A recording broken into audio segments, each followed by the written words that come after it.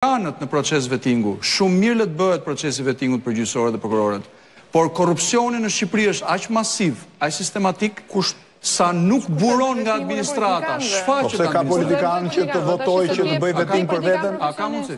Po ku ka drejtësia? Mund ta morë. Po, tani ne po themi që këta politikanë pranojnë që të bëjnë një drejtësi të mirë që t'i kapi këta, po nuk pranojnë që të bëjnë veting vetë, kjo është absurde. O janë të dyja të vërteta ose asnjëra. Po është drejtësia që do t'i kapi këta më pas. Sistemi i drejtësisë është pjesë e administratës me një status të veçantë. Në Shqipëri korrupsioni buron nga politika dhe ne kemi nevojë të pastrojmë politikën dhe politika rreth par pastrohet me votë, nuk pastrohet me teknikalitete. Teknikalitetet mund të ndihmojnë dhe të inkurajojnë që në momentet e caktuara ky proces bëhet pak më i shpejtë, por nuk mund ta iniciojnë dhe nuk mund të jenë motorri i këtij ndryshimi. Kështu që e gjithë ky debat që ne po dëgjojmë sot, gjithë këto pazare që përpiqen të bëjnë, që janë në shkelje të kushtetutës dhe të ligjit, sepse afatet për këtë proces kanë mbaruar. Ky proces duhet ndërprer totalisht dhe të rifillojë një proces plotësisht i ri, zgjedhje dhe votimi, ose ky proces, ky trend është i nisur.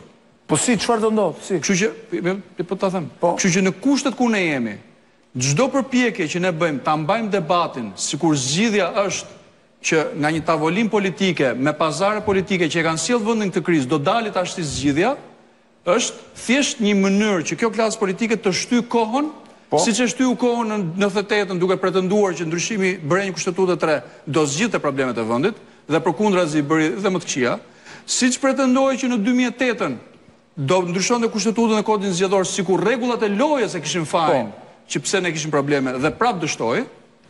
Dhe sot kemi një klasë politike e cila atë plakun me blok dhe me laps që bënte llogari me ministrin e vet se si do ndante pazarin, e shpëtoi nga gjykata dhe sot pala tjetër e bëri president.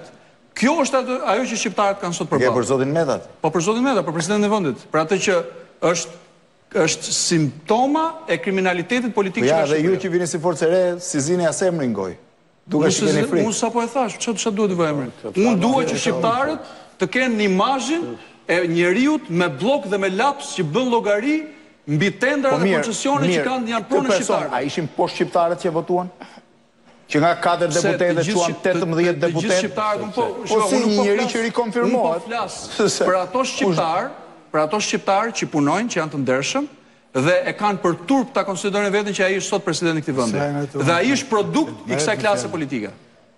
Bled, unë i heq kapelin aty në zgjedhjeve që ka parasysh Gjergji që votojnë krejtësisht të pavarur nga gjithë ky fluks, do të thënë kriminaliteti, para